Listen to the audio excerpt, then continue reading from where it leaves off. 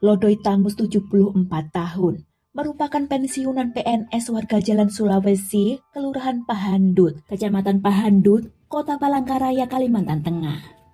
Sosoknya yang ramah membuat pria lanjut usia ini mudah akrab, baik dengan orang seumurannya ataupun dengan mereka yang lebih muda. Sebagai orang berduit, Lodoy Tamus pun tak segan membantu orang lain. Pada akhir Maret 2023, pria pensiunan PNS itu menggunakan sebagian uangnya untuk membuka sebuah kafe yang diberi nama Cafe Barito Indah yang beralamat di Jalan Tilung 4, persis di dekat muara Jalan Sisingamangaraja, Kota Palangkaraya. Kafe tersebut dipercayakan pengelolaannya pada seorang kerabatnya yang bernama Yulia, dibantu seorang kepercayaan lainnya atas nama Herlina alias Lena alias Popo. Herlina alias Lena alias Bobo, berusia 26 tahun, warga Temanggung Tilung 4, Kelurahan Menteng, Kecamatan Jekan Raya, Kota Palangkaraya, yang sudah dikenal baik oleh keluarga besar Lodoy Tamus sejak tahun 2019 silam. Selain ada Yulia dan Lena, kafe yang sehari-hari buka dari jam 1 siang hingga 12 malam ini juga mempekerjakan beberapa karyawan lain. Awalnya semua berjalan baik, tampak normal saja. Antar karyawan tampak akrab satu sama lainnya. Begitupun dengan Lodoy Tamus yang beberapa hari sekali datang ke kafe itu, tampak akrab dengan para karyawannya. Namun belakangan setelah kira-kira 1,5 bulan kafe itu dibuka, mulai tampak kejanggalan antara Yulia dengan Herlina ini. Di mana ada Yulia, di situ pasti ada Herlina alias Lena yang selalu berpenampilan tomboy.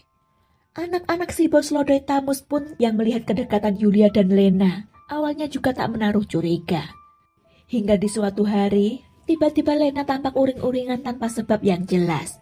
Beberapa karyawan lain sempat bertanya, tapi wanita tomboy itu tak mau mengatakan masalahnya. Hingga pada tanggal 3 Juni 2023, Lena yang sedang nongkrong kumpul-kumpul dengan teman-temannya, yang juga sama-sama selalu berpenampilan tomboy bak seorang pria, yakni Triwanti Lestari alias Ajo, berusia 26 tahun, yang juga karyawan Cafe Barito Indah milik Lodoy Tamus, serta satu teman lain atas nama Mustika Rahayu alias Rama. Saat itu kepada kedua temannya itu Lena menceritakan perihal kekesalannya, serta sakit hatinya pada sang bos, yakni Lodoy Tamus, yang katanya sering kasar memarahinya, bahkan di depan para pelanggan kafe. Tak hanya itu, Lena juga bercerita soal hubungannya yang katanya belakangan mulai renggang dengan Yulia. Karena ia curiga wanita itu juga menjalin hubungan asmara dengan Lodoy Tamus, bos pemilik kafe tempatnya bekerja yang sudah menduda sejak 2021 lalu. Lena cemburu karena Yulia sebenarnya adalah kekasihnya, semakin tampak lengket dengan bosnya itu meskipun mereka masih ada hubungan kerabat. Terlebih ia mengaku pernah melihat Yulia sedang dipeluk-peluk oleh bosnya itu.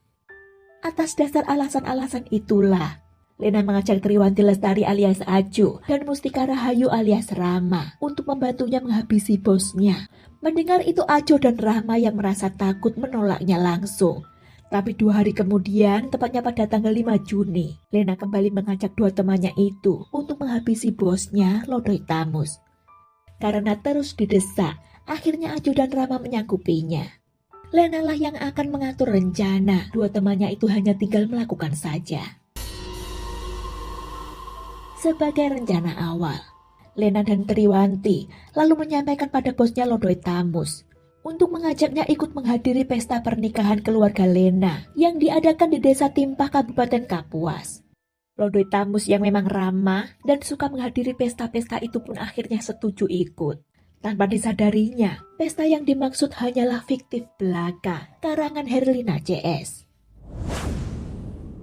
Tanggal 8 Juni 2023 sekitar pukul 8 pagi, Triwanti Lestari alias Ajo dan Mustika Rahayu alias Rama menjemput Lena di Cafe Barito Indah dengan membawa mobil Toyota Avanza warna merah marun yang sudah mereka sewa. Lalu sekitar pukul 10 pagi mereka bertiga menjemput si bos Lodoy Tamus di rumahnya, Kelurahan Pahandut, Kecamatan Pahandut, Kota Palangkaraya. Dengan mobil sewaan itu mereka berempat melaju menuju Desa Timpah tanpa sepengetahuan sang bos. Di mobil tersebut sudah disiapkan tali nilon dan palu yang akan digunakan mereka untuk mengeksekusinya. Dalam perjalanan itu Herlina alias Lena sebagai sopir, Lodoi Tamus di samping kemudi, Triswati dan Mustika di kursi tengah belakang kemudi. Setelah melewati jembatan Kahayan, mereka berhenti membeli 4 botol miras jenis anggur merah. Lalu perjalanan dilanjutkan ke desa Timpah dengan sambil menenggak miras. Tak berselang lama, mereka kemudian singgah di salah satu warung daerah Bukit Rawi dengan alasan buang air kecil. Usai buang air kecil, para pelaku masuk mobil lagi namun merubah posisi. Bagian sopir tetap diisi oleh Herlina. Bagian tengah belakang kemudi diisi sendiri oleh Lodoi Tamus karena ia mengaku ngantuk dan pusing setelah minum miras. Sedangkan Triwanti dan Mustika duduk di kursi belakang. Setelah melewati simpang 5 Timpah Pujon arah Bunto, Mustika menjerat leher bos kafe itu yang sedang tertidur karena minum miras menggunakan tali nilon warna biru yang sudah disiapkan dari arah belakang. Sementara Triwanti memukul dada pria 74 tahun itu sebanyak 5 kali dengan palu hingga membuatnya meregang nyawa. Meyakini rencana telah berhasil, mereka tetap melanjutkan perjalanan ke arah Kabupaten Barito Selatan atau Kota Bunto untuk mencari lokasi membuang korban. Namun karena bingung tak menemukan lokasi yang dianggap tepat, mobil kembali ke arah Pujon begitu terus bolak-balik sebanyak 3 kali. Hingga akhirnya, sekitar pukul 23.00 waktu Indonesia Barat atau pukul 11 malam, mobil dihentikan di dekat gorong-gorong aliran Sungai Seluhing, Desa Kayu Bulan, Kecamatan Kapuas Tengah, Kabupaten Kapuas, yang mereka anggap tepat untuk membuang korban. Tapi sebelumnya Herlina mengambil perhiasan emas di tubuh bosnya itu, yang berupa 1 kalung emas, 1 cincin emas, serta uang tunai 3 juta rupiah. Lalu ia mengikat tangan dan kaki korban dengan tali nilon biru itu. Tak lupa juga memberinya batu pemberat agar mayatnya bisa tenggelam tidak mengapung ke permukaan. Ketiga pelaku kemudian bersama-sama mengangkatnya, dibuangnya ke aliran sungai itu dan bergegas pergi meninggalkan lokasi menuju ke arah Palangkaraya. Sementara itu masih di hari yang sama, ternyata salah satu anak Lodoi Tamus atas nama Novrianti hari itu mendatangi rumah ayahnya di Jalan Sulawesi, Kelurahan Pahandut. Karena tak menemukan keberadaan sang ayah, Novrianti mencoba menghubungi 4 nomor ponsel milik ayahnya Lodoi Tamus. 3 nomornya tak aktif, sementara 1 nomornya tersambung. Hanya saja yang mengangkat bukanlah ayahnya Lodoi Tamus, melainkan Pak Dadan, salah satu orang kepercayaan Lodoi Tamus. Pak Dadan mengatakan jika sehari sebelumnya Lodoi Tamus sempat berkata padanya akan pergi menghadiri pemakaman kerabatnya. Mendengar itu Novrianti terkejut karena ia merasa tak ada keluarga yang baru meninggal. Setelah lebih dari 24 jam tak juga ada kabar.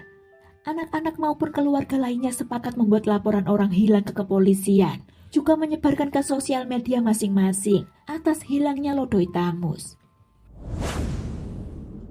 Hingga 4 hari berselang, tepatnya pada Senin 12 Juni 2023, Novrianti mendapatkan kabar dari Polsek Pujon terkait penemuan mayat seorang pria di sebuah sungai pinggir jalan raya di Desa Kayu Bulan, Kecamatan Kapuas Tengah, Kabupaten Kapuas. Untuk memastikan Novrianti bersama adik dan 2 kakaknya, lalu menuju Rumah Sakit Dori Silvanus Palangkaraya. Dan begitu memasuki ruang autopsi, keempat anak Lodoi Tamus itu pun seketika histeris melihat sang ayah yang sudah tak bernyawa dengan kondisi sangat mengenaskan. Dari keterangan pihak kepolisian yang mengevakuasinya, diperoleh informasi jika korban yang merupakan pensiunan PNS, juga bos pemilik kafe itu ditemukan mengapung dengan posisi telungkup, serta tangan dan kakinya terikat tali nilon berwarna biru. Sementara dari keterangan keluarga korban, diketahui beberapa perhiasan yang biasa dipakai oleh korban sudah raib dari tubuhnya. Di antaranya adalah kalung emas seberat 1 ons dengan liontin permata seberat 10 gram, 1 cincin emas seberat 10 gram, dan 1 cincin batu akik.